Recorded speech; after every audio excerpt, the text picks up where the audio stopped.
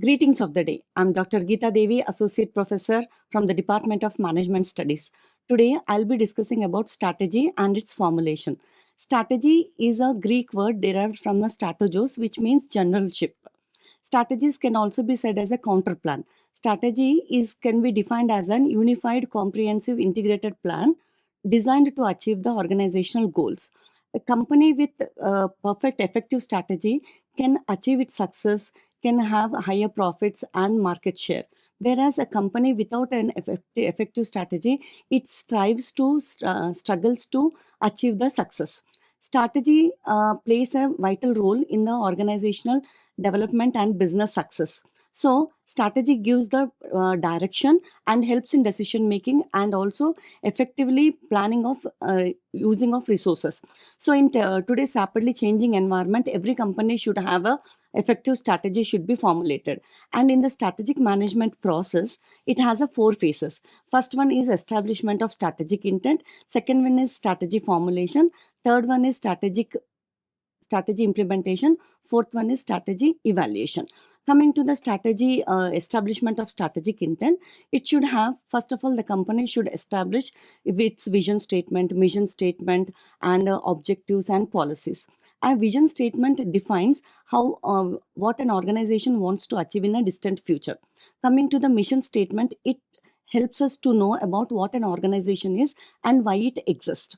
And it also should know about its strengths, weakness, objectives, policies, so opportunities, and threats. And the company should also know about its businesses and having in its portfolio. Now, let us move to the formulation of strategy. Strategy formulation. Strategy formulation has will be doing at three levels. That is corporate level, business level, and functional level. At the corporate level, strategy defines allocation of resources among different businesses. And in the corporate level, strategies are again divided into stability strategy, expansion strategy, retrenchment strategy, and the combination strategy. Stability strategy means when an organization goes with stability strategy means when it is having an incremental improvement in its functional performance, then the company goes with the strategical stability strategy. Again, stability strategies are again divided into three types. That is no change strategy, profit strategy, and pause and proceed with caution strategy. Now coming to the next one is the expansion strategy. Among expansion strategy, when an organization aims to have an incremental performance or high growths or high profits, when it is expecting high profits, then the company goes with an expansion strategies. Expansion strategies again divided into expansion through concentration, expansion through integration, expansion through diversification, expansion through internationalization, and expansion through cooperation strategies. Now the next one is the retrenchment strategies. Company go with a retrenchment strategy when it want to contract its activities, then it goes with the retrenchment strategies. Those again, retrenchment strategies are divided into three types, that is turnaround strategy, divestment strategy, and liquidation strategies. The next one is the fourth one is the combination strategy. Now the organization may prefer to any of the two strategies, like retrenchment strategy for one certain kinds of business, and for certain kinds of business it may go with the stability strategy. Thereby it is called as a combination strategies. So these are the strategies formulated at corporate level. So corporate level strategies are divided into four types. Now coming to the business level strategies. Business level strategies means for every business, the business have to formulate its own strategies, like low cost leadership strategy. First one is the cost leadership strategy, which means to say that it wants to sell its products at a very low cost compared to its competitors. Like for example, we can say like Big Bazaar, Walmart, DMart. All these are the examples for low cost leadership strategies. Coming to the next one is the differentiation strategy. Differentiation strategy means when customers are ready to pay premium amount for its unique features, then that is known as differentiation strategy. We can say that examples like Royal Enfield, Starbucks are the examples for differentiation strategy. Coming to the next one, focus strategy.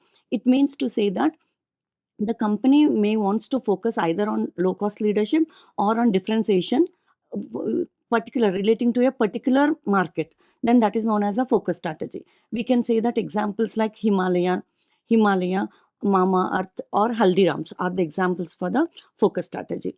Now coming to the next one is the functional level strategies. Functional level strategies are derived from corporate level and business level strategies. And in the functional level strategies, there should be a congruence between the strategies formulated at different levels. That is known as vertical strategy. When there is a congruence between strategies formulated at the same level, then that is known as vertical fit.